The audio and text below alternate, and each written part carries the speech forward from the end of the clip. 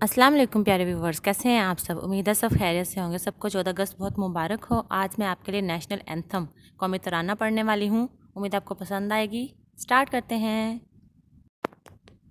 पाक सरजमीन शादबाद,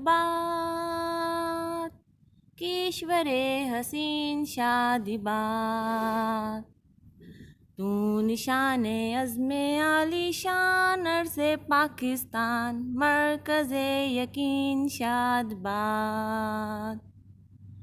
पाक सरजमीन का निज़ाम, कुव्वते अखुव्वते अवाम, कौम मुल्क सल्तनत पाइंदा ताबिंदा बाद, शादबाद मंज़ले मुराद।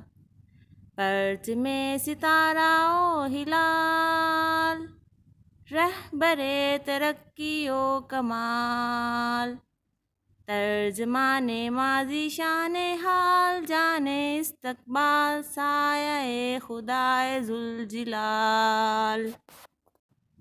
अगर आपको ये वीडियो पसंद आए तो प्लीज़ मेरे चैनल को सब्सक्राइब करें, मेरी वीडियो को लाइक और शेयर करें, बेल आइकन प्रेस करके ऑल नोटिफिकेशंस ऑन कर लें।